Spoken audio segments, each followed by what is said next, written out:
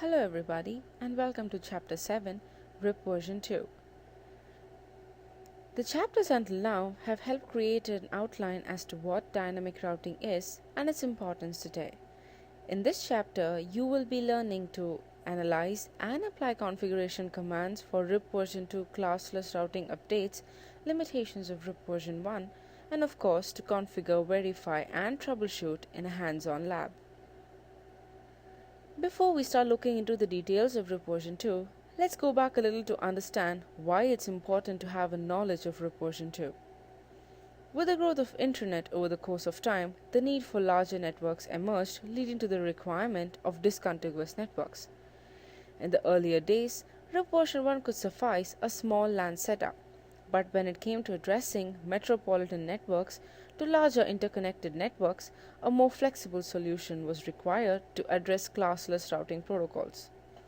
RIP version 2 was created as a solution to RIP version 1 to address its limitations of negative consequences of discontiguous network addresses by providing features such as VLSM.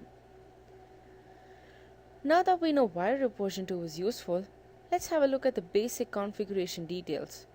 The configuration of RIP version 2 is more or less similar to RIP version 1. The only difference would be to include the version 2 command in the routing domain to enable RIP version 2 and also to disable auto summarization using the no auto summary command.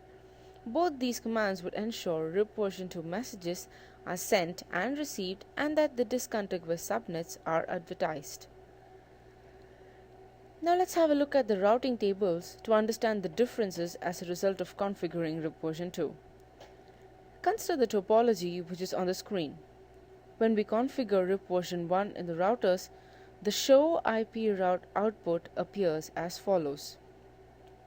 We can see that the 172.30.100.0/24 and 172.30.200.0/24 subnets off of router 3 are not seen in router 1's table because of classful summarization along major boundaries and also the fact that RIP version 1 does not advertise the discontiguous networks.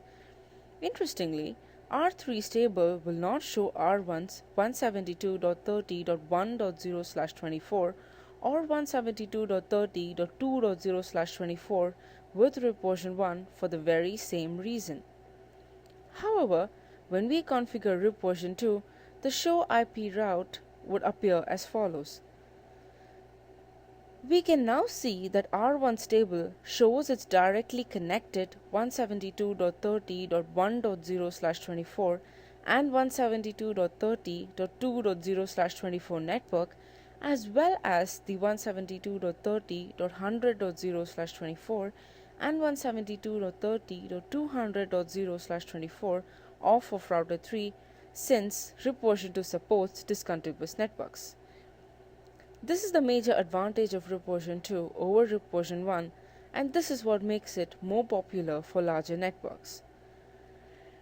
To conclude, the represented slide provides a short synopsis of the differences between RIP version 2 and RIP version 1. As shown, though RIP version 2 does not overcome the hop count issue in RIP version 1, the fact that it uses advanced IP addressing techniques makes it a more viable solution. To sum up, this chapter will carry your knowledge base further into understanding the routing protocols used as of today, which are EIGRP and OSPF, to be covered in the later chapters. Well, thank you, and I hope this short introduction has provided you with a basic understanding of what the chapter is all about and why it is important to understand RIP version 2.